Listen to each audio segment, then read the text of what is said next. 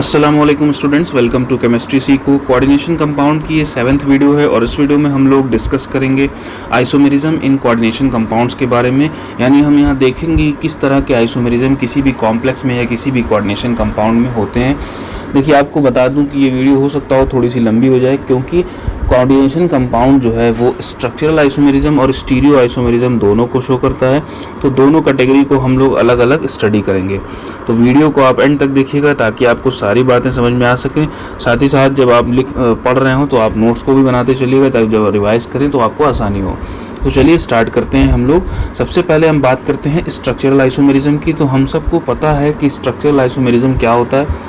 ऐसा कोई भी आइसोमेरिज्म वाला फिनोमेना होना जिसमें स्ट्रक्चर हमको डिफरेंट मिले मगर फॉर्मूला सेम मिले, उसको हम लोग बोलते हैं स्ट्रक्चरल आइसोमेरिज्म। ठीक है। और स्टीरियो आइसोमेरिज्म में हम लोग देखते हैं 3 डायमेंशनल स्पेस में जो भी चीज़ें होती हैं उनके बारे में। तो अभी हम फिलहाल स्ट्रक्चरल में हैं। तो स्ट्रक्चरल में क्या होगा, फॉर्मूला सेम रहेगा, स्ट्रक्चर डिफरेंस रहेगा। अब ध्यान से समझिएगा कि जब कोऑर्डिनेशन कंपाउंड के रिस्पेक्ट में हम लोग स्ट्रक्चरल आइसोमेरिज्म की बात करते हैं तो यहाँ पर हमको 4 तरह के स्ट्रक्चरल आइसोमेरिज्म देखने को मिलते हैं। जो सबसे पहला मिलता है उसको हम लोग बोलते हैं कोऑर्डिनेशन आइसोमेरिज्म। अभी फिलहाल नोट कर लीजिए कि कौन कौन सा है, उसके बाद हम लोग एक एक को इंडिविजुअली स्टडी करेंगे। ठीक है। दूसरा जो स्ट्रक्चरल आइसोमेरिज्म शो होता है वो होता है हमारा लिंकेज आइसोमेरिज्म। ठीक है, लिंकेज आइसोमेरिज्म। तीसरा जो हमारे पास होता है वो होता है सॉल्वेट आइसोमेरिज्म, या इसी को हम लोग हाइड्रेट आइसोमेरिज्म भी बोलते हैं। ठीक है, सॉल्वेट भी बोलते हैं और हाइड्रेट भी बोलते हैं क्योंकि यहाँ पर वाटर का थोड़ा सा यूज़ होगा इसलिए। और फोर्थ हमारा लास्ट आ जाता है वो होता है हमारा आयोनाइजेशन आइसोमेरिज्म। तो ये 4 तरह के स्ट्रक्चरल आइसोमेरिज्म हमारे कोऑर्डिनेशन कॉम्प्लेक्स शो करते हैं। और अगर हम स्टीरियो आइसोमेरिज्म की बात करें तो स्टीरियो आइसोमेरिज्म हमारा एक जियोमेट्रिकल आइसोमेरिज्म शो करता है और एक ऑप्टिकल आइसोमेरिज्म शो करता है। तो इसके ऊपर भी हम लोग अलग से डिस्कशन करेंगे। तो चलिए सबसे पहले स्टार्ट करते हैं कोऑर्डिनेशन आइसोमेरिज्म क्या होता है। ठीक है, नंबर 1 शॉर्ट में लिख दे रहा हूँ, कोऑर्डिनेशन आइसोमेरिज्म क्या होता है।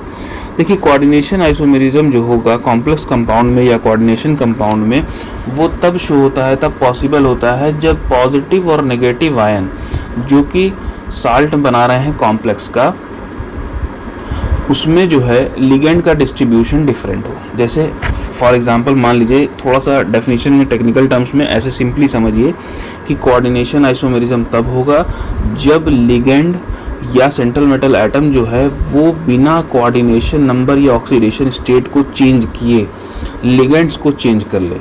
ठीक है, लिगेंड जो है क्या हो जाएगा, एक्सचेंज हो जाए। जैसे एग्जाम्पल के लिए हमारे पास एक कंपाउंड है कोबाल्ट, जहाँ पर हमारे पास 6 अमोनियस में लगे हुए हैं। ठीक है, और इसी से जुड़ा हुआ एक और कॉम्प्लेक्स है जिसमें हमारे पास 6 नाइट्रो ग्रुप्स लगे हुए हैं।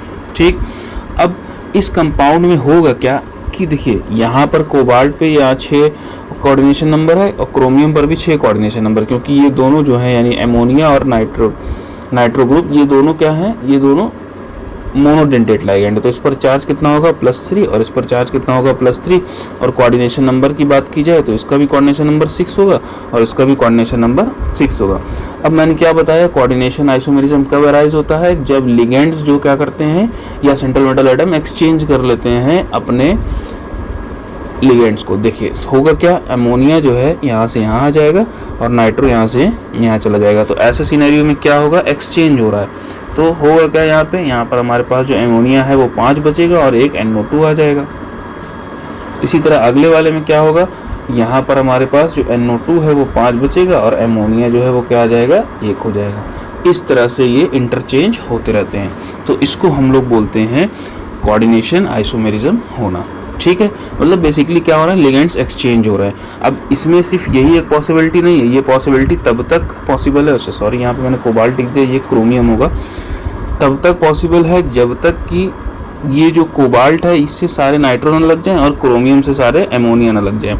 मतलब अभी ये हमने एक रिप्लेस किया, सिमिलरली इसी तरह से अब ये जो है एमोनिया जो है क्या होगा, एक टाइम के बाद 4 बचेगा, यहाँ पे NO2 जो हो जाएगा हमारा 2 हो जाएगा और क्रोमियम यहाँ पर NO2 वहाँ 2 चला गया तो यहाँ 4 बचेगा और यहाँ पर एमोनिया कितना आ जाएगा, 2 आ जाएगा।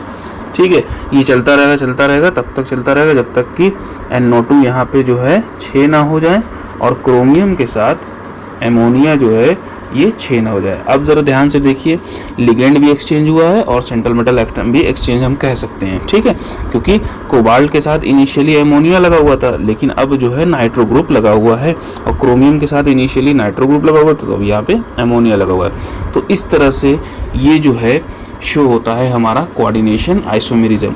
अब कोऑर्डिनेशन आइसोमेरिज्म में याद रखने वाली बात बड़ी इंपॉर्टेंट ये है कि जो सेंट्रल मेटल एटम होगा उसकी प्राइमरी वैलेंसी यानी ऑक्सीडेशन स्टेट और कोऑर्डिनेशन नंबर यानी सेकेंडरी वैलेंसी, ये दोनों डज नॉट चेंज, मतलब ये चेंज नहीं होनी चाहिए, तभी ये पॉसिबल है, ये बदल नहीं सकता, ठीक है, चाहे कोई भी कंपाउंड। अभी जैसे मान लीजिए हम एग्जांपल ले लें डाइडेंटेट लाइगेंड का या बाइडेंटेट लाइगेंड का। मान लेते हैं हमारे पास क्रोमियम है, उसके पास एमोनिया 6 लगे हुए हैं, ठीक, इसी से मिला हुआ एक और कोऑर्डिनेशन कॉम्प्लेक्स है जिसमें हमारे पास कोबाल्ट है और यहाँ पर ऑक्सिलेट लगा हुआ है। अब हमको सबको पता है, हमने पढ़ रखा है कि जो ऑक्सिलेट होता है वो बाइडेंटेट होता है, यानी 2 बॉन्ड बनाता है, ठीक है, 2 कोऑर्डिनेट बॉन्ड बनाता है, लेकिन एमोनिया सिंगल कोऑर्डिनेट बॉन्ड बनाता है। तो ऐसे में क्या होगा, ऐसे में अगर हम इसका कोऑर्डिनेशन आइसोमेरिज्म करेंगे तो हमको ध्यान रखना पड़ेगा कि अगर मान लीजिए क्रोमियम अपने पास एक ऑक्सिलेट को बुला रहा है, तो ये बाइडेंटेट लाइगेंड है, तो ये 4 हो जाएगा, और सामने वाले में अगर 2 बचेगा तो हमारे पास 2 एमोनिया जाने चाहिए, तभी जो है इसका प्राइमरी और सेकेंडरी वैलेंसी सेटिस्फाई होगी, ठीक है। तो समझ में आई बात, मतलब क्या हुआ कि डेंटिसिटी जो है वो डिपेंड करेगी कि कोऑर्डिनेशन नंबर बदलने ना पाए, ठीक है, मतलब अगर डाइडेंटेट जा रहा है तो वहाँ से मोनो का 2 आना चाहिए। इस वाले स्फीयर से अगर लिगेंड इस तरफ जा रहा है और वो इत्तेफाक से बाइडेंटेट है या डाइडेंटेट है, तो यानी यहाँ से मोनोडेंटेट के 2 आने चाहिए, 2 मोनोडेंटेट वाले आने चाहिए, तभी जो है इसका कोऑर्डिनेशन नंबर और सेंट्रल मेटल एटम का ऑक्सीडेशन स्टेट चेंज नहीं होगा। तो हमने क्या बताया, ये कंडीशन का ध्यान रखना है कि सेंट्रल मेटल एटम का ऑक्सीडेशन स्टेट और कोऑर्डिनेशन नंबर सर चेंज नहीं होना चाहिए, ठीक है। चलिए, ये था हमारा कोऑर्डिनेशन आइसोमेरिज्म। अब हम लोग आगे बढ़ते हैं हमारे दूसरे आइसोमेरिज्म पर, जिसको हम लोग बोलेंगे सॉल्वेट या हाइड्रेट आइसोमेरिज्म, ठीक है। दूसरा हमारे पास जो आ जाता है वो क्या होता है, सॉल्वेट, या फिर इसी को हम लोग क्या बोल रहे थे, hydrate isomerism,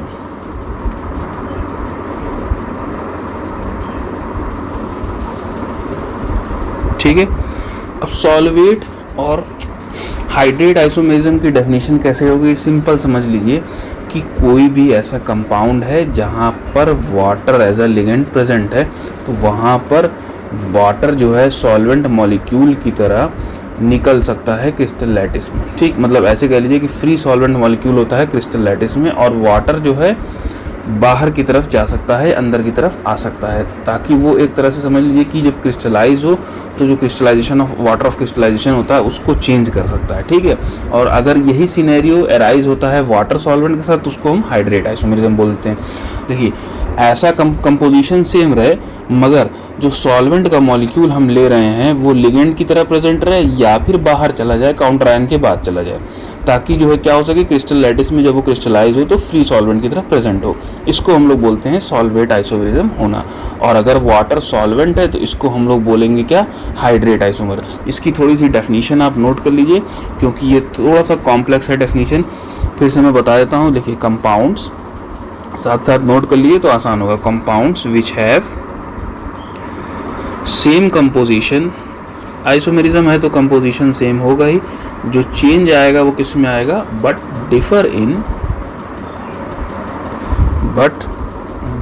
in number of solvent molecules, but differ in number of solvent molecules present as ligands की तरह प्रेजेंट है, ठीक है। and as a free solvent molecule in crystal lattice, ये है इसकी डेफिनेशन। थोड़ी सी कॉम्प्लेक्स डेफिनेशन है।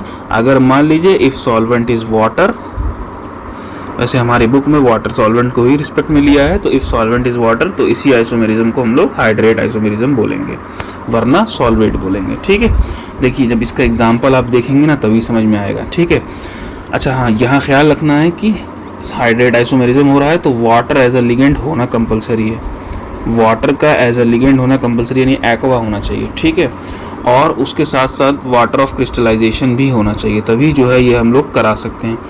मतलब बेसिकली जब ये सॉलिड फॉर्म में ले जाएंगे तभी होगा ये प्रोसेस, क्योंकि वाटर ऑफ क्रिस्टलाइजेशन तभी होता है जब सॉलिड फॉर्म में होता है। ठीक है, वाटर जो है एक्सचेंज होता है किसके साथ, काउंटर आयन के साथ। चलिए एक एग्जांपल लेते हैं सिंपल सा, क्रोमियम है जिससे 6 एक्वा लगे हुए हैं और काउंटर आयन में 3 क्लोरीन है। अब इसको देख के पता चल रहा है कि इस पर +3 चार्ज है। ठीक है, तो हमको वहाँ चार्ज से मतलब नहीं, यहाँ पे होगा क्या, यहाँ पर ligand water as a ligand present है, तो ये वाटर जो है जब क्रिस्टलाइजेशन के फॉर्म में जाएगा तो होता क्या है कि वाटर अंदर से जो है बाहर चला जाता है। जैसे मान लीजिए 5 वाटर बाहर गया, ठीक है, तो 1 क्लोरीन बाहर से अंदर आ जाएगा। यहाँ पे मैंने डॉट गलत लगा दिया, यहाँ पर 1 क्लोरीन अंदर आ जाएगा और होगा क्या, ये हो जाएगा Cl2 और डॉट H2O बन जाएगा। तो जैसे हम लोगों ने जूनियर क्लासेस में नहीं पढ़ा था कि जैसे कॉपर सल्फेट होती है तो उसके साथ 5 वाटर लगे हुए होते हैं, बस वही सेम प्रोसेस यहाँ पर भी हो रही है। ये वाटर ऑफ क्रिस्टलाइजेशन है, मतलब ये सॉलिड फॉर्म में जाएगा तो ऐसे जा सकता है, या फिर ऐसे भी जा सकता है कि एक और वाटर बाहर चला जाए, यानी H2O है ये 4 हो जाएगा। ठीक है, जब ये 4 हो जाएगा तो यहाँ पे Cl2 हो जाएगा और बाहर एक Cl बचेगा और H2O, हमने 2 वाटर बाहर निकाला है तो 2H2 हो जाएगा। तो इस तरह से ये हमारा हाइड्रेट आइसोमेरिज्म होता है, मतलब वाटर एज अ लिगेंड हो और जब वो क्रिस्टलाइज हो तो बाहर निकले तो वो वाटर ऑफ क्रिस्टलाइजेशन का फॉर्म कर ले। तो ऐसे सिनेरियो में सॉल्वेट या हाइड्रेट आइसोमेरिज्म शो होता है। ठीक है, तो ये था हमारा सॉल्वेट आइसोमेरिज्म। थोड़ा सा कॉम्प्लेक्स इसकी डेफिनेशन देख लीजिए, मगर सिंपल तरीका यही है कि वाटर बाहर जाएगा, काउंटर आयन अंदर आएगा और वाटर ऑफ क्रिस्टलाइजेशन यहाँ पर ऐड होता जाएगा। मतलब ये जो आयन काउंटर आयन है ना, ये अंदर तो जा रहा है मगर ये वाटर जो है यहाँ पर क्या कर रहा है, यहाँ पर वाटर हमारा वाटर ऑफ क्रिस्टलाइजेशन की तरह शो बन रहा है। ठीक है, अब इसके बाद हमारे पास आ जाता है तीसरा आइसोमेरिज्म, जो कि होता है हमारा लिंकेज आइसोमेरिज्म। लिंकेज आइसोमेरिज्म क्या होता है, लिंकेज आइसोमेरिज्म में लिंक चेंज होगा। लिंक का मतलब क्या हुआ, लिंक का मतलब होता है जुड़ा हुआ होना। जुड़ता किससे, कोऑर्डिनेट बॉन्ड से जुड़ता है। तो यानी कि ऐसा आइसोमेरिज्म जहाँ पर सिंपली ना हमको लगे कि जैसे मान लीजिए सपोज करिए कि जहाँ पर एम्बीडेंटेट लाइगेंड्स यूज़ होते हैं वहाँ पर इस तरह के आइसोमेरिज्म शो होते हैं। एम्बीडेंटेट होने का मतलब जैसे एग्जांपल के लिए हमने पढ़ा था ना कि मल्टीपल उसके पास डोनर साइट होती है, ठीक है, लेकिन एट वंस एक डोनर साइट का इस्तेमाल करता है। ठीक, जैसे मान लीजिए हमारे पास एक एग्जांपल लेते हैं, क्रोमियम है, से 4 वाटर लगा लेते हैं और एक थायोसाइनेट लगा लेते हैं। ठीक है, और बाहर जो है Br। अब ये थायोसाइनेट है। ठीक है, तो अब जो है अगर मान लीजिए क्योंकि ये एक एम्बीडेंटेट लाइगेंड है तो ये है इस तरह से भी अपना डोनर साइट चेंज कर सकता है, कभी सल्फर से तो कभी नाइट्रोजन से, इस तरह से डोनर साइट चेंज कर सकता है क्योंकि ये एक एम्बीडेंटेट लाइगेंड है। तो अगर एम्बीडेंटेट लाइगेंड प्रेजेंट होगा तो वो क्या करेगा, वो अपना लिंकेज चेंज कर लेगा, सिंपली क्या करेगा, NCS कर लेगा। ठीक है, NCS कर लेगा तो इससे क्या होगा, इससे इसने अपना डोनर साइट चेंज कर ली, तो ये भी आ जाएगा हमारा लिंकेज आइसोमेरिज्म। जैसे मान लीजिए हमारे पास आ जाता है एग्जांपल के लिए K4FeCN6। अब हम सबको पता है जो Cn है वो क्या है, वो हमारा एम्बीडेंटेट लाइगेंड है, तो ये NC के फॉर्म में भी जा सकता है, आइसोसाइनाइड के फॉर्म में। तो हम ये क्या कर सकते हैं, यहाँ पर FeNC6। ठीक है, तो हुआ क्या, इसने अपनी डोनर साइट को चेंज कर लिया। इसको हम लोग बोलते हैं लिंकेज आइसोमेरिज्म होना। और इसकी कंडीशन वो है तभी जब ये लिंकेज आइसोमेरिज्म की इंपॉर्टेंट कंडीशन कि वहाँ पर एम्बीडेंटेट लाइगेंड का प्रेजेंट होना कंपलसरी है। ठीक है, जैसे कोऑर्डिनेशन आइसोमेरिज्म में हमने पढ़ा कि सेंट्रल मेटल एटम का ऑक्सीडेशन नंबर और कोऑर्डिनेशन नंबर नहीं चेंज होना चाहिए। हाइड्रेट सॉल्वेंट में पढ़ा कि जो वाटर हम ले रहे हैं वो वाटर का प्रेजेंट होना एज अ लिगेंड कंपलसरी है। तो लिंकेज आइसोमेरिज्म में क्या प्रेजेंट कंपलसरी है, एम्बीडेंटेट लाइगेंड होना कंपलसरी है। ठीक है, तो ये था हमारा सिंपल सा लिंकेज आइसोमेरिज्म, जहाँ पर वो तभी जब पॉसिबल है जहाँ पर हमारा एम्बीडेंटेट लाइगेंड प्रेजेंट हो। ठीक। और बेसिकली हो क्या रहा है, डोनर साइड चेंज हो जा रही है सेम लिगेंड में। कभी यहाँ पे HCN था तो NCS हो गया, CN था तो नाइट्रोजन से कार्बन से जुड़ा तो नाइट्रोजन से जुड़ गया, मतलब उसने अपनी डोनर साइड को चेंज कर लिया, ठीक है। और हमारा जो फोर्थ स्ट्रक्चरल आइसोमेरिज्म होता है वो होता है हमारा आयोनाइजेशन आइसोमेरिज्म। आयोनाइजेशन आइसोमेरिज्म में हमारे पास यहाँ पर आयंस इंक्लूड होंगे, क्योंकि नाम से ही पता चल रहा है कि आयोनाइजेशन हो रहा है, ठीक है। तो आयोनाइजेशन आइसोमेरिज्म की डेफिनेशन अगर हम बोलें तो ये ऐसे कंपाउंड होते हैं वो डिफरेंट आयन देते हैं सॉल्यूशन में, हालांकि उनका कंपोजिशन सेम रहता है, ठीक है। हालांकि उनका कंपोजिशन सेम रहता है। क्या कहने का मतलब हुआ कि अगर हम इनका सॉल्यूशन बनाते हैं तो हमको ये आयंस अलग अलग देते हैं। अब आयनाइजेशन आइसोमेरिज्म आप समझे रहेंगे तो आपको वर्नर की थ्योरी में भी समझना आसान होगा, ठीक है। वर्नर की थ्योरी इस आइसोमेरिज्म का यूज़ करती है। देखिए ये तभी पॉसिबल होता है जब काउंटर आयन प्रेजेंट हो। अब ज़रा ध्यान से देखिएगा क्या कहना चाह रहा है। सपोज करिए कि हमारे पास एक कंपाउंड है जिसमें 4 एमोनियाज लगे हुए हैं, 2 ब्रोमीन लगा हुआ है और बाहर एक काउंटर आयन है क्लोरीन, ठीक। मैं एग्जांपल दे रहा हूँ, ये क्लोरीन है, ठीक है। अब हमने क्या किया, हमने बनाया इसका सोल्यूशन। हमने बनाया क्या, इसका सोल्यूशन बनाया। सोल्यूशन बनाया तो क्या नोटिस किया कि कंपाउंड जो है ये भी शो कर रहा है। क्या शो कर रहा है कि एक Br अंदर है Cl और बाहर जो है क्या है, हमारे पास एक Br है। अच्छा, काउंटर आयन में यहाँ पे Cl था, यही कंपाउंड है, मगर इस बार यहाँ पर क्या है, Br बाहर है। अच्छा, एक बात समझिए ध्यान से, हम इसमें काउंटर आयंस भी नहीं देख सकते, मॉलिक्यूल्स भी नहीं देख, कुछ नहीं देख सकते। तो हमको ये पता कैसे चला? देखिए, ये पता ऐसे चला कि जब हम इसका सोल्यूशन बनाते हैं कॉम्प्लेक्स का, तो कॉम्प्लेक्स में जब सोल्यूशन बनता है ना, तो ये जो चीज़ें हैं जो स्फीयर के अंदर हैं ये अलग होती हैं और काउंटर आयन अलग होता है। तो ये प्लस हो जाएगा, ये माइनस हो जाएगा, ये बनता है, ठीक है।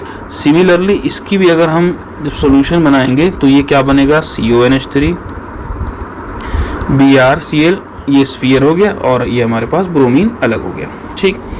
अब जब एनायन बन गए, आयंस बन गए, तो हम क्या करते हैं, इसका सिल्वर नाइट्रेट से रिएक्शन करा देते हैं, ठीक है। खाली प्रेसिपिटेशन कराने के लिए सिल्वर नाइट्रेट से क्या करा देते हैं, रिएक्शन करा देते हैं।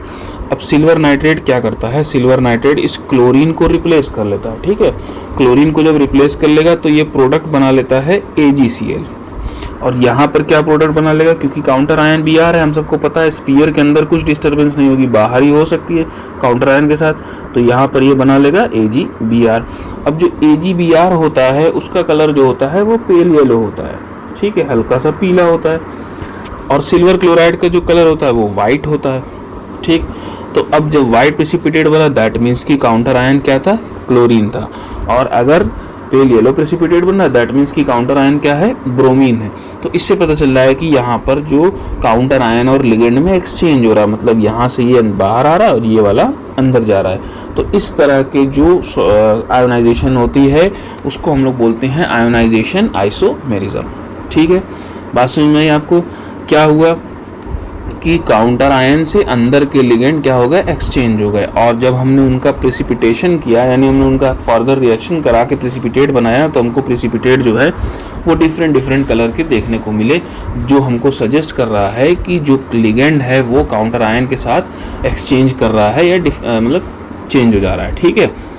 समझ में आई बात? इसके और भी बहुत सारे एग्जाम्पल, हर वो एग्जाम्पल हो सकता है सर जिसमें काउंटर आयन प्रेजेंट हो, हर वो एग्जाम्पल हो सकता है जिसमें क्या हो, काउंटर आयन प्रेजेंट हो। जैसे एक और बहुत अच्छा सा एग्जाम्पल लेते हैं जो कि बहुत फेमस भी है।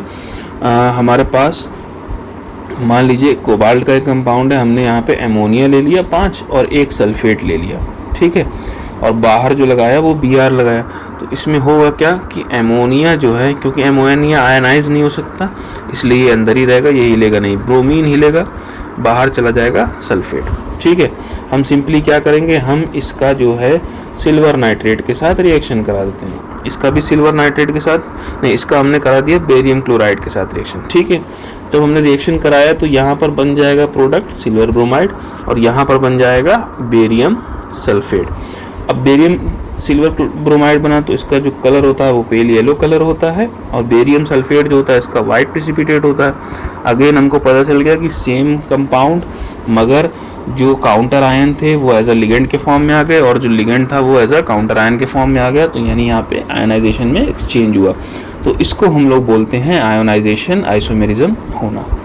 तो ये थे हमारे चारों आइसोमेरिज्म, स्ट्रक्चरल आइसोमेरिज्म, जिसमें हमने सबसे पहले पढ़ा कोऑर्डिनेशन, जिसमें आपकी कंडीशन पता होनी चाहिए कि सेंट्रल मेटल एटम का ऑक्सीडेशन स्टेट और कोऑर्डिनेशन नंबर बदलना नहीं चाहिए। दूसरा हमने पढ़ा था सॉल्वेट, यहाँ पर सॉल्वेट या हाइड्रेट, यहाँ पर जो कंडीशन थी वो क्या थी कि वाटर का एज अ लिगेंड प्रेजेंट होना ज़रूरी है। तीसरा हमने पढ़ा लिंकेज, जहाँ पर एम्बीडेंटेट लाइगेंड का प्रेजेंट होना ज़रूरी है। और हमने चौथा जो पढ़ा वो पढ़ा आयोनाइजेशन। तो हमने यहाँ पे क्या बताया कि यहाँ पर काउंटर आयन का होना ज़रूरी है और काउंटर आयन अंदर एक्सचेंज होते हैं। तो ये 4 स्ट्रक्चरल आइसोमेरिज्म हमारे कोऑर्डिनेशन कंपाउंड्स शो करते हैं। अब इसके बाद बारी आएगी हमारे सिंपल सा जियोमेट्रिकल और ऑप्टिकल आइसोमेरिज्म, यानी कि जियोमेट्रिकल और ऑप्टिकल आइसोमेरिज्म, यानी कि हम अब स्टार्ट करेंगे स्टीरियो आइसोमेरिज्म को। ठीक है, स्टीरियो आइसोमेरिज्म। चलिए, तो अब ज्योमेट्रिकल और ऑप्टिकल आइसोमेरिज्म को हम लोग डिस्कस करते हैं। देखिए, स्टीरियो आइसोमेरिज्म आपको पता है ऑलरेडी कि ये 3 डायमेंशनल स्पेस में जो लिगेंड्स की अरेंजमेंट होगी, 3D कैपिटल D लिखेंगे, ये नहीं तो सब शेल रिप्रेजेंट करेगा। 3D स्पेस में जो लिगेंड्स की अरेंजमेंट होती है उसके बेसिस पर जो आइसोमेरिज्म आती है ना, उसको हम लोग स्टीरियो आइसोमेरिज्म बोलते हैं। ये 2 तरह की होती है। सबसे पहला जो होता है वो होता है हमारा जियोमेट्रिकल आइसोमेरिज्म, जिसमें हम लोग पढ़ेंगे सिस ट्रांस आइसोमेरिज्म के बारे में। देन उसके बाद हम लोग ऑप्टिकल आइसोमेरिज्म को देखेंगे।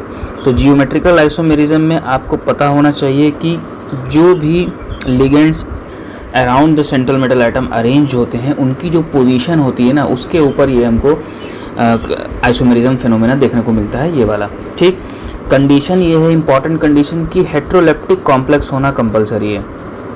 कैसा कॉम्प्लेक्स होना? हेट्रोलेप्टिक। हेट्रोलेप्टिक होने का मतलब लिगेंड्स डिफरेंट होने चाहिए। ऐसा नहीं कि सारे लिगेंड सेम हो तब हमको ये आइसोमेरिज्म देखने को मिलेगा, ऐसा बिल्कुल भी नहीं है। याद रखना है कि जियोमेट्रिकल आइसोमेरिज्म तब अराइज होता है जब हमको हेट्रोलेप्टिक कॉम्प्लेक्स मिलता है या डिफरेंट लिगेंड्स मिलते हैं। ठीक है, तो हमको यहाँ 2 सिनेरियो देखना है। एक पहला सिनेरियो जहाँ पर हम देखेंगे कोऑर्डिनेशन नंबर जो होगा वो 4 होगा, और दूसरे सिनेरियो में हम देखेंगे जहाँ पर कोऑर्डिनेशन नंबर जो होगा वो 6 होगा। तो सबसे पहले हम लोग केस 1 देखते हैं, जहाँ पर हमको कोऑर्डिनेशन नंबर 4 मिल रहा है। इसमें सबसे पहले आता है हमारे पास टेट्राहेड्रल कॉम्प्लेक्स।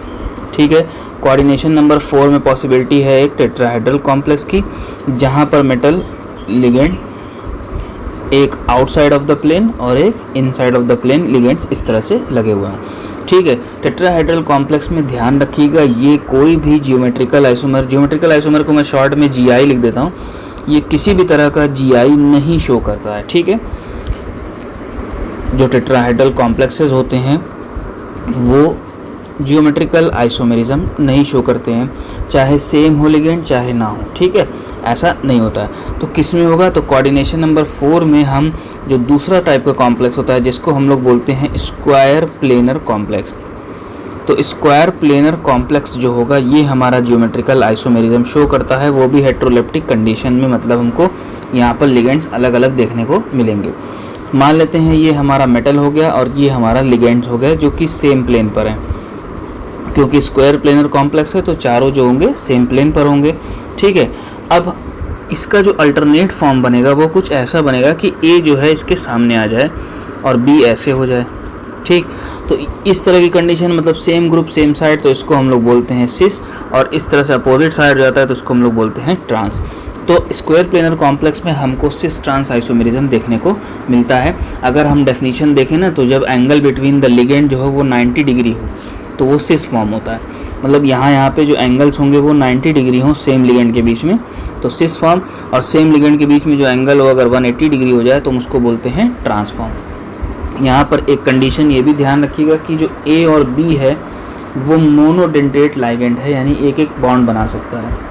ठीक है, ये A और B जो है वो क्या है? मोनोडेंटेट लाइगेंड है और ये एक एक बॉन्ड बना सकता है। अब कुछ एग्जांपल्स इसके हम लोग देख लेते हैं। जैसे मान लीजिए हमारे पास एक आ जाता है एग्जांपल, सपोज कर लीजिए, हाँ, प्लेटिनम, जिससे 2 अमोनिया जोड़ लेते हैं और 2 क्लोरीन जोड़ लेते हैं। ठीक है, ये हो गया हमारा एक कॉम्प्लेक्स, इसका नाम होता है डायमीन डाइक्लोरिडो प्लेटिनम सेकेंड। ठीक है, तो अगर हम इसका बनाएं तो प्लेटिनम सेंट्रल मेटल एटम में दूसरे कलर से बनाते हैं, इधर हम क्लोरीन ले लेते हैं, इधर भी क्लोरीन ले लेते हैं, यहाँ पर हमारे पास आ गया एमोनिया और यहाँ पर आ गया हमारे पास एमोनिया। ये हो गया हमारा स्क्वायर प्लेनर कॉम्प्लेक्स। यहाँ कोऑर्डिनेशन नंबर 4 है, ठीक है, याद रखिएगा ये कोऑर्डिनेशन नंबर क्या है 4। इसका जो ट्रांसफॉर्म बनेगा वो कुछ ऐसा बनेगा कि प्लैटिनम में कोई भी दो लिगेंड, चाहे क्लोरीन को रेफरेंस मान लीजिए चाहे एमोनिया को, दोनों के बीच में अगर एंगल जो है 180 डिग्री आ रहा है तो वो ट्रांसफॉर्म हो जाएगा। तो ये हमारा सिस हो जाएगा और ये हो जाएगा हमारा ट्रांसफॉर्म, ठीक है। तो इस तरह से सिस ट्रांस आइसोमेरिज्म शो होता है। अच्छा, एक बड़ी इंपॉर्टेंट चीज़ ये ध्यान रखिएगा, अगर मैं इसको M मान लूँ, इसको A मान लूँ और इसको B मान लूँ, तो हम कह सकते हैं कि हमारे पास Ma2B2 टाइप का एक कॉम्प्लेक्स है।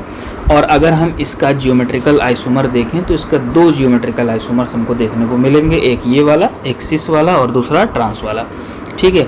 इसी तरह कभी कभी ऐसा भी होता है कि A2BC हो जाए, मतलब 3 डिफरेंट लिगेंड्स लगे हुए हैं तो इसके भी ज्योमेट्रिकल आइसोमर्स 2 होते हैं।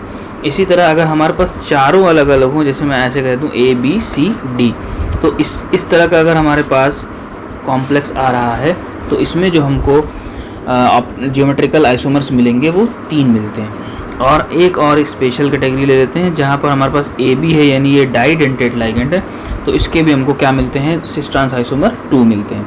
अब एक एक एग्जांपल हम सबका देख लेते हैं। ये हमारा जो था वो कैसा था, ये था हमारा Ma2B2 टाइप। अब इस बार हम क्या करते हैं, डिफरेंट ले लेते हैं, ठीक। चलिए डिफरेंट बनाते हैं। जैसे मान लीजिए हमने क्या किया, हमने कॉम्प्लेक्स लिया, सपोज करिए प्लेटिनम का ही ले लेते हैं। यहाँ पर हमने एमोनिया लिया, ये वाला भी हम देख रहे हैं, ठीक है। एमोनिया लिया तो एमोनिया को 2 कर लेते हैं, एक क्लोरीन कर लेते हैं और एक चलिए ब्रोमीन कर लेते हैं। आप अपने मन से कोई भी लगा सकते हैं, बस कोऑर्डिनेशन नंबर और ऑक्सीडेशन स्टेट चेंज ना होने पाए। इसकी जो टाइप होगी वो होगी Ma2BC टाइप, ठीक है।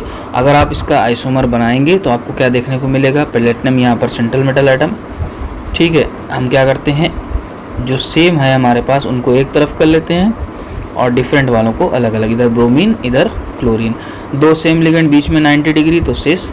इसका जो ट्रांसफॉर्म होगा उसमें बस खाली एमोनिया की पोजीशन हमको चेंज करनी होगी, प्लैटिनम, और यहाँ पर हम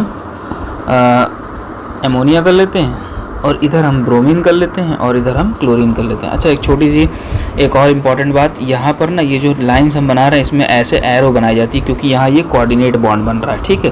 तो इसका थोड़ा सा ध्यान रखिएगा, अगर कहीं पर भी मिस हो गया होगा तो उसको बना लीजिएगा। यहाँ पर कोऑर्डिनेट बॉन्ड हमको दिखाना है, नॉर्मल बॉन्ड नहीं है, इसलिए हमको यहाँ पर एरो दिखानी पड़ेगी, लिगेंड से मेटल की तरफ एरो, ठीक है। तो ये हो गया हमारा सिस फॉर्म और ये दूसरा वाला हमारा क्या हो गया, ट्रांसफॉर्म हो गया। इन दोनों के बीच में जो एंगल था वो 90 डिग्री था और अब अमोनिया के बीच का जो एंगल हो गया वो 180 डिग्री हो गया। तो ये था हमारा Ma2BC टाइप। अच्छा, एक और मैंने कहा MABCD, मतलब चारों लिगेंड्स अलग अलग हों, ठीक है, तो हम वो कैटेगरी ले लेते हैं। तो ऐसे में देखिए हम इसमें कोई स्पेसिफिक एग्जांपल नहीं ले रहे हैं, जनरली समझा देते हैं कि कैसे होता है। तो M मेटल मान लेते हैं, A, B, C और D ऐसे मान लेते हैं, ठीक है। ये हो गया हमारे पास, ठीक, MABCD हमने लाइन से ले लिया। अच्छा, अगर हम इसका ट्रांसफॉर्म बनाना चाहें तो देखिए A और B को अगर हम रेफरेंस माने तो इसका जो ट्रांसफॉर्म बनेगा वो सिंपल सा ऐसा बनेगा कि हम C को ऊपर कर लें और B को ऐसे और D को इस तरह से कर लें, बस थोड़ा सा चेंज कर देंगे और ये हमारे पास ट्रांस आइसोमर आ जाएगा, ठीक है। अब ध्यान से समझिए, हमने क्या बताया, MABCD का 3 जियोमेट्रिकल आइसोमर बनता है। ये तो सिस फॉर्म हो गया, ये ट्रांसफॉर्म हो गया। इसके अलावा एक और भी बनता है, इसके अलावा दूसरा क्या बनता है, देखिए हम दूसरी चीज़ को रेस्पेक्ट मान लें। जैसे इनिशियली C और D एक साथ था, ठीक है, C और D एक साथ था, हम क्या करें, C को इस तरफ कर लें, C की जगह चेंज कर लें और देखिए कुछ ऐसा बन जाएगा हमारे पास कि मेटल कोऑर्डिनेट A को अपनी पोजीशन पर छोड़ देते हैं, C की पोजीशन को B की जगह कर देते हैं, तो AB इनिशियली जैसा हो गया और C इस तरफ कर दिया और D को इस तरफ कर दिया। हमने क्या किया, पोजीशन C की इधर कर दिया, B की इधर थोड़ी सी चेंज किया, तो ये भी जो है सिस फॉर्म हो जाएगा। क्योंकि हम इसके रिस्पेक्ट में अगर चल रहे थे, AB के रिस्पेक्ट में अगर हम चल रहे थे, तो ध्यान से देखिए यहाँ पर ये ट्रांसफॉर्म हो गया, ये वापस से वैसा ही आ गया, तो ये क्या हो जाएगा, ये भी हमारा एक सिस फॉर्म हो जाएगा। यानी यहाँ 2 सिस फॉर्म बनेंगे और एक ट्रांसफॉर्म बनेगा। इसीलिए MABCD मतलब चारों लिगेंड्स अलग अलग हों तो हमको 3 जियोमेट्रिकल आइसोमर्स देखने को मिलेंगे, ठीक है। इसके बाद हमने बताया एक और स्पेशल कैटेगरी कर लेते हैं जिसमें हम एक डाइडेंटेट लाइगेंड का इस्तेमाल कर लेते हैं। चलिए एक छोटा सा एग्जांपल हमको याद आ रहा है प्लेटिनम का, जिसको हम ग्लाइसिन से लगा देते हैं, ठीक, या जिसको हम लोग ग्लाइसिनेटो भी बोलते हैं। ये एक डाइडेंटेट लाइगेंड होता है, ठीक है।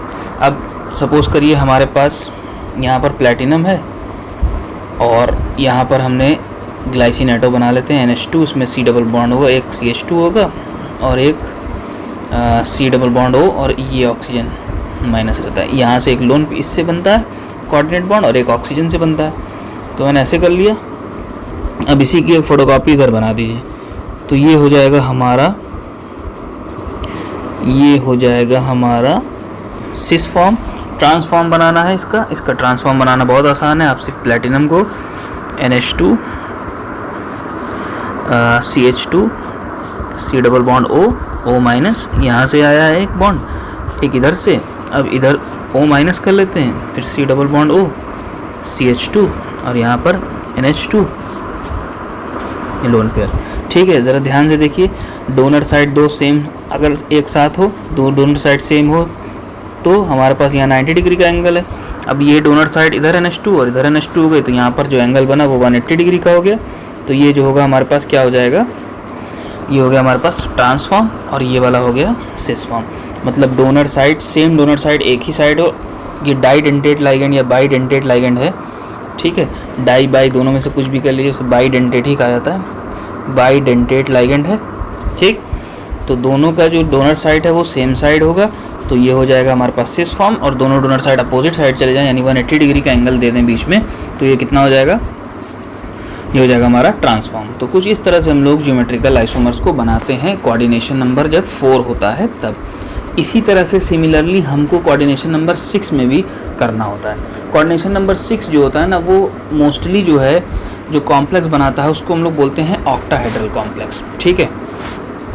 जैसे अगर मान लीजिए हमारे पास कोऑर्डिनेशन नंबर 6 आता है, तो यहाँ जो कॉम्प्लेक्स बनता है उसको हम लोग बोलते हैं ऑक्टाहेड्रल कॉम्प्लेक्स, ठीक, ऑक्टाहेड्रल कॉम्प्लेक्स। तो ऑक्टाहेड्रल कॉम्प्लेक्स जो बनता है तो इसमें भी बहुत सारी कंडीशंस आती हैं, ठीक है। ऑक्टाहेड्रल कॉम्प्लेक्स में हमको ज्योमेट्रिकल आइसोमर कई सारे देखने को मिलते हैं। अब हम उनमें कुछ टाइप्स पढ़ लेते हैं। जैसे मान लीजिए अगर हमारे पास मेटल है, 6 के 6 जो लिगेंड्स लगे हुए हैं वो सेम है, तो ये हमारे पास एक भी ज्योमेट्रिकल आइसोमर नहीं बनाएगा, ठीक है। इसी तरह अगर हमारे पास MA5 है और B है, यानी कि 5 एक जैसे और एक जैसा, तो ये भी ज्योमेट्रिकल आइसोमर नहीं बनाता है। इसी तरह लेकिन अगर हमारे पास एक ऐसा है, मतलब 4 और 2 लिगेंड करके हैं हेटेरोलेप्टिक कॉम्प्लेक्स में, तो ये 2 बनाता है, ठीक है। इसी तरह अगर हम कहें कि MA2 और B4 हो, तो ये और ये लगभग सेम है, तो ये भी क्या बनाएंगे, 2 बनाएंगे।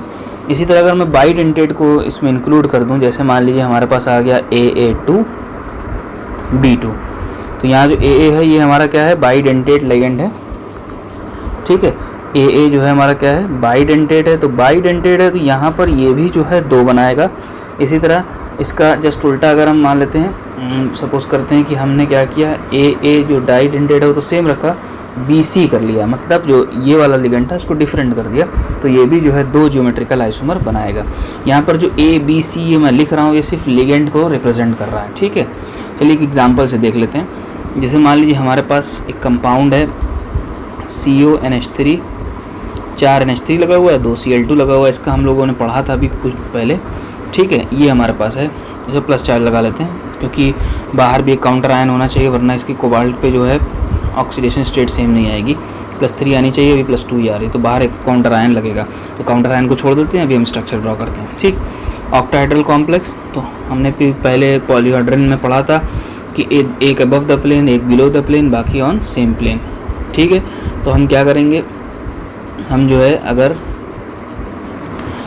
कुछ इस तरह से कंडीशन रखें कि हमारे पास यहाँ पर जो है एमोनिया हो, ठीक है, यहाँ पर एमोनिया हो, इधर जो है हम Cl मान लेते हैं, इधर जो है हम एमोनिया मान लेते हैं, एक जो है एमोनिया नीचे कर लेते हैं बिलो द प्लेन, और एक जो है अबव द प्लेन क्लोरीन कर लेते हैं। हाँ, तो ये इसको हम ऐसे करके दिखा देते हैं कि ये सारे सेम प्लेन पे और एक 2 above the plane below the plane है। तो ये हो जाएगा हमारा सिस आइसोमर। अच्छा देखिए, कंफ्यूज मत होइएगा कि सेम साइड क्यों, क्योंकि बाय डेफिनेशन सिस का मतलब होता है सेम लिगेंड के बीच में 90 डिग्री का एंगल। तो ये क्लोरीन है, ये अबव द प्लेन है, और जैसे मतलब ये कोबाल्ट है तो कुछ इस तरह से जुड़ा हुआ है। तो यहाँ जो एंगल आ रहा है वो 90 डिग्री का है, ठीक है। यहाँ क्लोरीन है और यहाँ क्लोरीन है, तो इनके बीच में जो एंगल है, ये जो एंगल बन रहा है बेसिकली ये 90 डिग्री का है, इसलिए ये सिस है, ठीक है। अगर यही 180 हो जाए तो क्या हो जाएगा, 180 अगर ये हो जाएगा तो हमारे पास आ जाएगा ट्रांस। तो हम करेंगे क्या, इस एमोनिया को प्लेन में लेके चले जाएंगे। तो जब हम एमोनिया को प्लेन में लेके जाएंगे तो 4 एमोनिया आप इसके चारों तरफ नोट कर दीजिए, ठीक है। कोऑर्डिनेट बॉन्ड अगेन हमसे मिस हो रहा है, तो आप उसको ध्यान रखिएगा, कोऑर्डिनेट बॉन्ड बना लीजिएगा। तो इस एमोनिया से यहाँ से और यहाँ से एक क्लोरीन ऊपर और एक क्लोरीन बिलो द प्लेन, ठीक है, बिलो द प्लेन। अब देखिए ज़रा ध्यान से कि ये जो क्लोरीन हमने बनाई है ऊपर वाली और ये जो नीचे वाली क्लोरीन, इनके बीच में जो एंगल है वो कुछ ऐसा आया है कि एक क्लोरीन ऊपर है और एक क्लोरीन नीचे। तो इनके बीच में जो एंगल आ रहा है वो आ रहा है 180 डिग्री का। तो ये हो जाएगा हमारा ट्रांस आइसोमर, ठीक है। ध्यान से फिर से, एंगल के बीच में अगर 90 डिग्री है, सेम लिगेंड के बीच में अगर 90 डिग्री है, सेम लिगेंड्स के बीच में अगर 90 डिग्री तो सिस, और अगर 180 डिग्री तो ट्रांस। तो यहाँ पर इस तरह से कंडीशन आएगी कुछ इस कंपाउंड की। कभी कंफ्यूज ना होना है, क्या करना है, ध्यान रखना है, एक अबव द प्लेन और एक प्लेन पर हो तो 90 डिग्री एंगल आ जाएगा। अब इस क्लोरीन को आप चाहें तो यहाँ पर भी रख सकते हैं, चाहे यहाँ पर कहीं पर भी रख सकते हैं, एंगल 90 डिग्री ही बनेगा। लेकिन अगर बिलो द प्लेन कर देंगे तो वो क्या हो जाएगा, 180 डिग्री हो जाएगा। तो इस तरह से इसमें कुछ आइसोमेरिज्म शो होता है, ठीक है। अब ये वाला और ये वाला दोनों सेम सिनेरियो शो करेगा, तो इसमें कोई दिक्कत नहीं है। आते हैं हम एक बाइडेंटेट का एग्जांपल लेते हैं, जो कि लास्ट ईयर क्वेश्चन पूछा हुआ है, ठीक है। CO EN ट्वाइस और Cl2, ठीक। अब ज़रा ध्यान से देखिए, जो यहाँ पर इथेन 1,2 डायमीन या इथाइलिन डायमीन भी हम उसको बोलते हैं, ये जो है एक बाइडेंटेट लाइगेंड है, मतलब ये 2 कोऑर्डिनेट बॉन्ड बनाएगा, ठीक है, और Cl1 बनाता है। तो अब हम इसका स्ट्रक्चर ड्रॉ करते हैं। ज़रा ध्यान से समझिएगा कि अगर मान लीजिए हम क्या करें, हम कोबाल्ट को ले लें इस तरह से, क्लोरीन क्लोरीन, ठीक है, और इथाइलिन डायमीन, एक बॉन्ड ऐसे, एक बॉन्ड ऐसे, और एक बॉन्ड ऐसे, और एक बॉन्ड ऐसे। ये हो गया हमारा सिस फॉर्म, क्योंकि यहाँ पर सेम लिगेंड के बीच में 90 डिग्री का एंगल है, ठीक है। लेकिन अगर हम क्या करें, कोबाल्ट में कुछ इस तरह से पोजीशन चेंज कर दें, कुछ ऐसा और ऐसा, और एक अबव द प्लेन कर दें क्लोरीन को और एक बिलो द प्लेन कर दें क्लोरीन को। हम इथाइलिन डायमीन को भी कर सकते हैं, उसमें कोई प्रॉब्लम नहीं है। तो ये हो जाएगा हमारा ट्रांसफॉर्म, ठीक है, और ये हो जाएगा हमारा सिस फॉर्म। यहाँ पर ये जो एंगल है ये 90 डिग्री का है और ये जो एंगल है ये 180 डिग्री का है। तो इस तरह से ये हमारा हो जाता है ज्योमेट्रिकल आइसोमेरिज्म। ऐसे कंडीशन में, किसकी कंडीशन में, जहाँ पर AA2 टाइप हो और B2 टाइप हो, ठीक है, मतलब बाइडेंटेट लाइगेंड लगा हुआ हो। अब इसमें इसको आप चेंज भी कर देंगे, अगर क्लोरीन और ब्रोमीन कर देंगे, मान लो एग्जांपल के लिए हमने यहाँ पे क्लोरीन की जगह एक ब्रोमीन ले लिया, मतलब BC टाइप कर दिया, यानी MAA2 और BC टाइप कर दिया, तब भी यही सेम सिनेरियो बनेगा। बस यहाँ क्लोरीन, यहाँ ब्रोमीन, यहाँ क्लोरीन और यहाँ पर ब्रोमीन चेंज हो जाएगा, जो बाकी हम इथाइलिन डायमीन या इथेन 1,2 डायमीन के रिस्पेक्ट में इस एग्जाम्पल को दे देते हैं, ठीक है। बात समझ में आई? उम्मीद करते हैं कि आया होगा, नहीं आया होगा तो आप क्वेश्चन को आप अगर डाउट बन रहा होगा तो आप क्वेश्चन कमेंट सेक्शन में ज़रूर कीजिएगा कि ये वाला फिर से बता दे, तो उसको अगेन एक्सप्लेन कर दिया जाएगा, ठीक है। हम एग्जांपल एक लेते हैं, जैसा अभी मैंने बताया कि हमने थोड़ा सा चेंज किया, तो हम क्या करते हैं, इस बार ले लेते हैं इथाइलिन डायमीन 2 Cl और Br, ठीक है। जो हमने ऊपर बताया वही हम रिपीट कर रहे हैं यहाँ पे। कोबाल्ट, एक क्लोरीन ऐसे कर लेते हैं, ब्रोमीन ऐसे कर लेते हैं, इसका 2 कोऑर्डिनेट बॉन्ड, और इथाइलिन डायमीन का भी 2 कोऑर्डिनेट बॉन्ड, ये कंडीशन। और इसका अपोजिट अगर हम बनाएं तो ये कोबाल्ट, क्लोरीन और ब्रोमीन ऐसे नीचे, और ऐसे ये हो जाएगा हमारा इथाइलिन डायमीन और एक इथाइलिन डायमीन इसके सामने ये। अब इसमें आपको पहचानना है कौन सिस होगा तो कौन ट्रांस होगा। देखिए ये दोनों लिगेंड्स हैं, इनके बीच में 90 डिग्री एंगल, ये तो डिफरेंट है तो इसके रिस्पेक्ट में हम ले नहीं सकते। ये सेम लिगेंड के बीच में ले रहे हैं, ये दोनों एक तरफ और ये दोनों ऐसे अपोजिट। यहाँ 180 डिग्री हमको विजिबल है, यहाँ पर 90 डिग्री है, तो ये हो जाएगा हमारा सिस फॉर्म और ये हो जाएगा हमारा ट्रांसफॉर्म। ये कैसा टाइप हो गया, ये होगा MAA बाइडेंटेट लाइगेंड और एक B और C टाइप। इसके भी 2 ज्योमेट्रिकल आइसोमर प्रेजेंट होते हैं, ठीक है।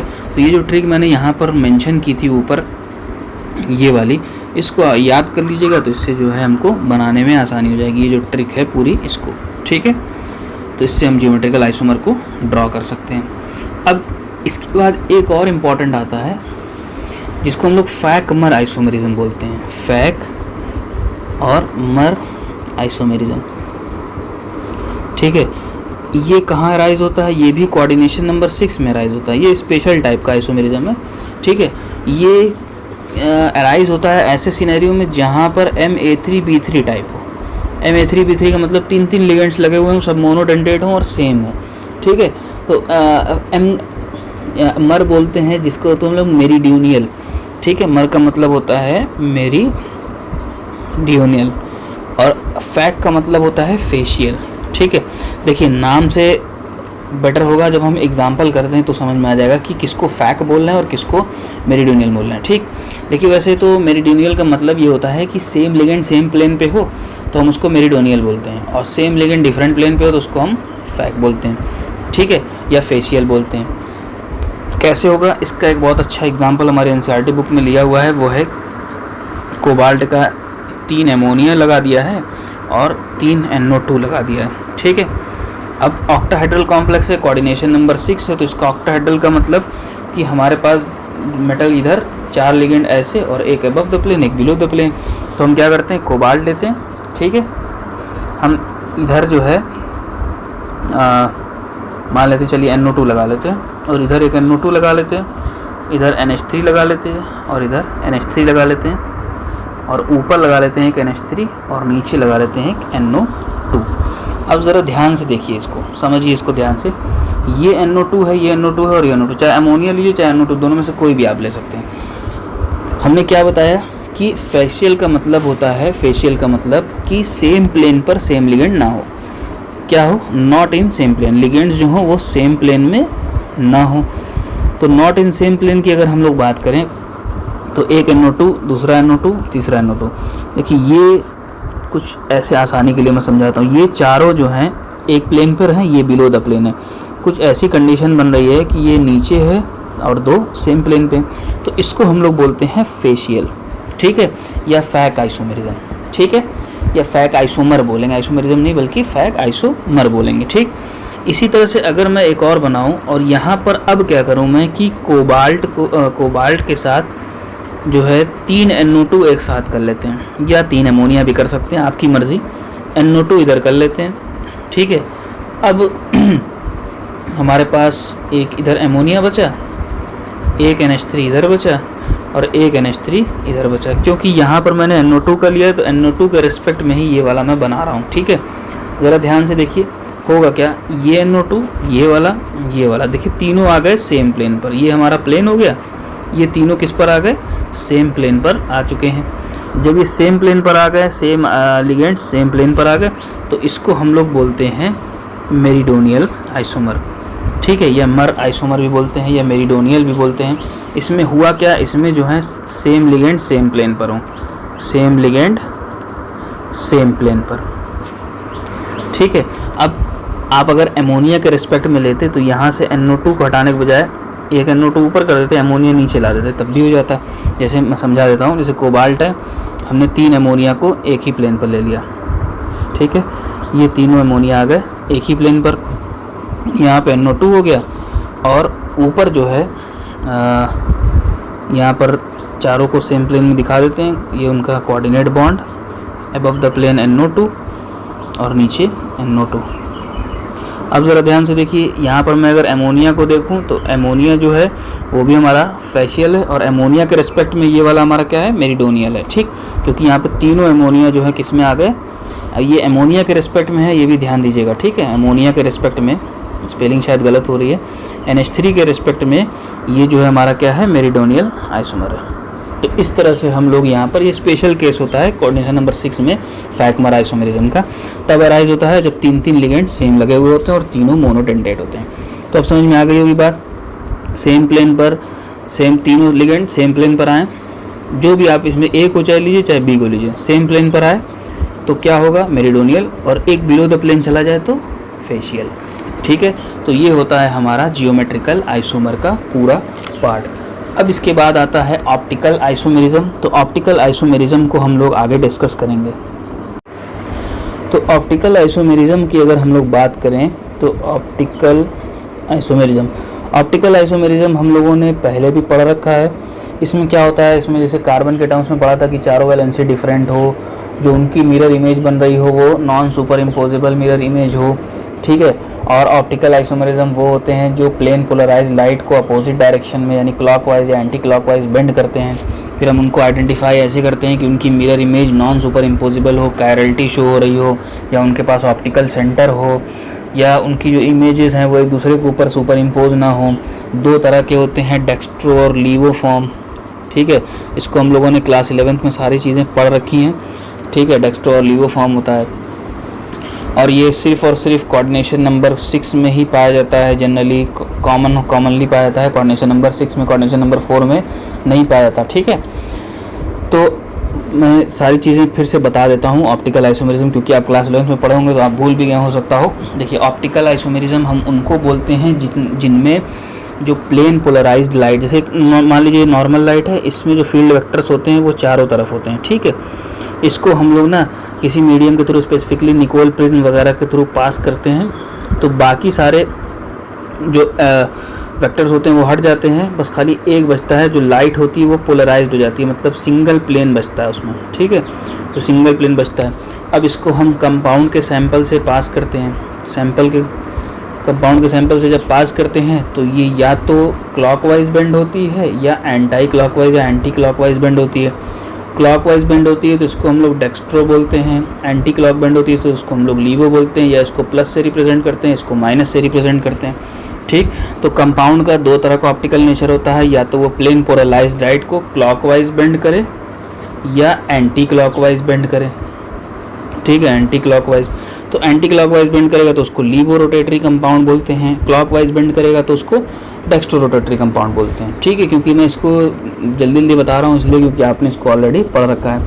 अब हम हर कंपाउंड के साथ तो ऐसा कर नहीं सकते कि उससे बार बार मिरर इमेज निकालें और उसका जो है हम लोग सैंपल लें, फिर उसको हम प्लेन पोलराइज्ड लाइट को उससे पास करें, फिर हम देखें कि डेक्स्ट्रो हो रहा है कि लीवो, ऐसा तो हम बार बार कर नहीं सकते। तो ऐसे में आसानी के लिए क्या किया जाता है, हम लोग बनाते हैं क्या, उनका कंपाउंड का मिरर इमेज। अगर कंपाउंड का मिरर इमेज एक दूसरे के ऊपर सुपर इम्पोजिबल नहीं हो रहा है, ध्यान से, उनकी जो मिरर इमेजेस हैं वो अगर नॉन सुपर इम्पोजिबल हैं, नॉन सुपर इम्पोजिबल अगर हुई तो वो क्या हो जाएगा, वो हो जाएगा हमारा ऑप्टिकल आइसोमर, ठीक है।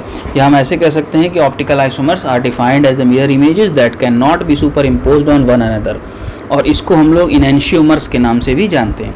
जैसे मान लीजिए कि कोई कंपाउंड ऐसे है, उसकी मिरर इमेज ऐसे बनी, इसको उठा के इसके ऊपर रखा गया तो सुपर इम्पोज नहीं हुई। जैसे मान लीजिए बी, इसकी मिरर इमेज ऐसे, इसको इसके ऊपर रखेंगे तो सुपर इम्पोज नहीं होगा, तो ये क्या कहलाएगा, ऑप्टिकल आइसोमर कहलाएगा या इनेंशियोमर कहलाता है। और ये किस में सबसे ज़्यादा पाया जाता है, ये पाया जाता है कोऑर्डिनेशन नंबर 6 में, यानी कि ऑक्टाहेड्रल कॉम्प्लेक्स में, ठीक है। तो हमारे पास तो कोऑर्डिनेशन नंबर 4 का भी है। जैसे मान लीजिए कोऑर्डिनेशन नंबर 4 की अगर हम लोग बात करें तो इसमें हमको दो तरह के कंपाउंड देखने को मिलते हैं, एक तो टेट्राहेड्रल, एक टेट्राहेड्रल देखने को मिलता है और दूसरा हमको मिलता है स्क्वायर प्लेनर। अब ये दोनों क्यों ऑप्टिकल आइसोमेरिज्म नहीं शो करते, तो उसका एक छोटा सा रीज़न है, वो ये है कि जो टेट्राहेड्रल ज्योमेट्री शो करने वाले कंपाउंड होते हैं उनमें जो सब में एंगल होता है वो 109.5 डिग्री का होता है, 109.5 डिग्री का। जैसे ये मेटल लिगेंड इधर लिगेंड और एक इधर लिगेंड, इन सब में जो एंगल होता है वो सेम होता है। तो जब भी इसकी मिरर इमेज बनेगी तो वो सुपर इम्पोज हो जाती है। तो क्या रीज़न हुआ, सेम रिलेटिव एंगल बनने की वजह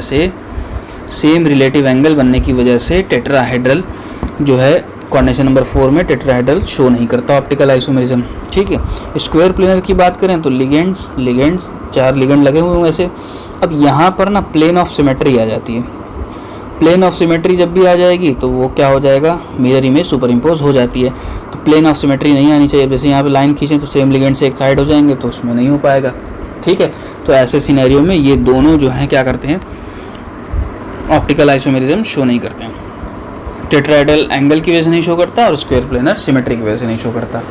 अब बारी आती है केस नंबर 2 की। केस नंबर 2 क्या है हमारे पास, केस नंबर 2 में कोऑर्डिनेशन नंबर 6 है।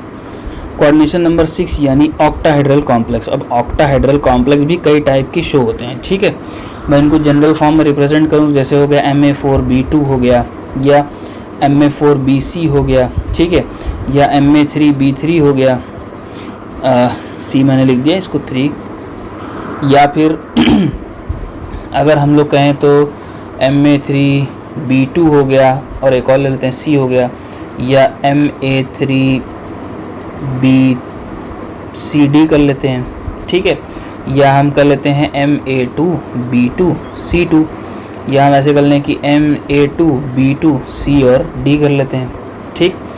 तो अगर हम अब ये सारे तो ABCD जो हैं ये मोनोडेंटेड हैं। अगर हम बाईडेंटेड ले लें, जैसे मान लीजिए MAA2B2 या MAA2BC या MAB, यहाँ पर हम ले लेते हैं MAB3, ठीक है। अब ये सारे जितने भी कॉम्प्लेक्स हमने लिखे हैं ये सारे के सारे जो हैं ऑक्टाहेड्रल ज्योमेट्री शो करते हैं, ठीक है। ये सारे के सारे क्या शो करते हैं? ऑक्टाहेड्रल ज्योमेट्री, जहाँ पर ABC ये सब जो है क्या है? लिगेंड्स हैं, ठीक है। ABC लिगेंड्स, और ये जो ब्रैकेट में मैंने लिखा है ये बाईडेंटेड लिगेंड्स, और जो सिंगल सिंगल लिखा हुआ है वो मोनोडेंटेड है, ठीक। तो यहाँ से जैसे MA4B2 है, ये हमारे पास ऑप्टिकल आइसोमेरिज्म नहीं शो करता है क्योंकि ये ऑप्टिकली इनएक्टिव होता है। इसकी मिरर जो होती है, मिरर इमेज जो होती है वो सुपर इम्पोजेबल हो जाती है, ठीक है। MA4BC भी नहीं शो करता, इसी तरह MAB3 भी नहीं शो करता, और MA3B2C भी नहीं शो करता। कहाँ से शो होता है हमको? यहाँ से। ये जो ऊपर के हैं ये चारों ऑप्टिकली इनएक्टिव होते हैं। अब ऑप्टिकली इनएक्टिव होने का मतलब आप जानते हैं, नहीं जानते तो समझ लीजिए। ऑप्टिकली इनएक्टिव होने का मतलब इनकी जो मिरर इमेजेस हैं वो सुपर इम्पोज हो जाएंगी। मिरर इमेजेस सुपर इम्पोज हो जाती हैं। जब सुपर इम्पोज हो जा रही हैं तो ये ऑप्टिकल आइसोमेरिज्म नहीं शो करें, OI को नहीं शो करते हैं, ठीक है। लेकिन ये सारे जो नीचे के 6 हैं ये करते हैं, और ये 1 इनेंशियोमेर सारे 1 इनेंशियो पेयर्स बनाते हैं, इनेंशियोमेर के पेयर्स बनाते हैं। खाली जो है हमारा A2B2CD जो है ये 2 बनाता है, और MAB3 भी जो ये 2 टाइप का बनाता है, बाकी सारे 1 बनाते हैं, ठीक है। अब सुनिए ध्यान से ज़रा, ये जो है हमारा मोनोडेंटेट है, और ये जो ब्रैकेट में लिखा हुआ है ये हमारा बाईडेंटेट है, ठीक है। तो चलिए कुछ एग्जांपल्स देख लेते हैं। जैसे मान लीजिए हमारे पास MAA2B2 है, मान लेते हैं, ठीक है। इसका जो इनेंशियोमर पेयर है वो 1 बनेगा। हम क्या करेंगे, हम जो है मेटल ले लेते हैं, ए करके कुछ इस तरह से हम जो है ऐसे बना लेते हैं। अभी हम ऑप्टिकल आइसोमेरिज्म पढ़ रहे हैं, तो यहाँ पर आप जो है इसके उसमें मत पढ़िएगा कि ये वो भी तो सिस ट्रांस भी कर सकता है, कोई दिक्कत नहीं है। ये सिस फॉर्म ही है, सेम लिगेंड सेम टाइप है। इसकी जब हम मिरर इमेज बनाएंगे, इसकी जो हम मिरर इमेज बनाते हैं तो कुछ ऐसी बनती है, ए इस तरफ आगे की तरफ, और ये दूसरा वाला ए जो है वो पीछे की तरफ चला जाता है। अच्छा, हमको देखने में भले लग रहा हो कि ये जो है इसकी मिरर इमेज सुपर इम्पोज हो जाएगी, लेकिन क्योंकि प्लेन चेंज हो जाता है इसलिए ये नहीं हो पाती, ठीक है। ये जो है हमने मिरर बनाया। अब जब इसको इसके ऊपर रखेंगे ना तो 1 2 जो है हमेशा पोजीशन अलग रहेगी, मतलब नॉन सुपर इम्पोजिबल बनाएगी, ठीक है। तो ये जो है हमारा ऑप्टिकल आइसोमेरिज्म शो करेगा। हाँ, ध्यान रखिएगा ये सिस फॉर्म है, इसका अगर हम ट्रांसफॉर्म बना दें तो वो ट्रांसफॉर्म कुछ ऐसा होता है। अगर हम इसका ट्रांसफॉर्म बनाएं तो मेटल ए ऊपर जो है हमारा B, नीचे B, इधर A और A।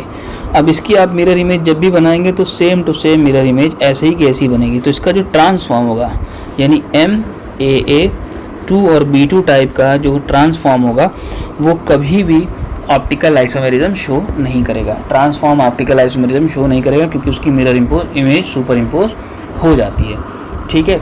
तो इस तरह से ये होती है हमारे कुछ ऑप्टिकल आइसोमेरिज्म जो कि हमारे बुक में मेंशन की हुई है। आप इसके इमेजेस को इजीली क्रिएट कर सकते हैं, आराम से बना सकते हैं। सबके मिरर इमेज बनाइए और उसको एक दूसरे के ऊपर पुट करके देख लीजिए, तो हमको पता चल जाएगा कि कौन करेगा कौन नहीं करेगा।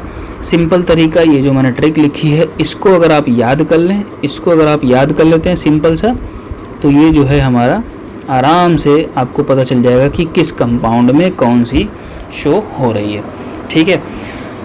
मतलब ज्योमेट्रिकल आइसोमर कितना होगा या ऑप्टिकल आइसोमर कितना होगा। तो उम्मीद करते हैं कि आपको यहाँ तक सारी बातें समझ में आई होंगी। ये काफ़ी लॉन्ग वीडियो थी, रिपीटेडली देख लीजिएगा। कोई भी ऐसा पॉइंट जहाँ पर लग रहा हो कि आपको नहीं समझ में आया तो आप कमेंट बॉक्स में ज़रूर मेंशन कीजिएगा, उस पॉइंट के ऊपर अलग से हम सेपरेटली वीडियो बना देंगे या एक्सप्लेनेशन उसको आपको हम वहाँ पर दे देंगे। ठीक है, उम्मीद करते हैं कि आपको सारी बातें समझ में आ गई होंगी। अभी भी आपके पास कोई क्वेश्चन या डाउट है तो आप कमेंट सेक्शन का यूज़ कर सकते हैं। Thank you.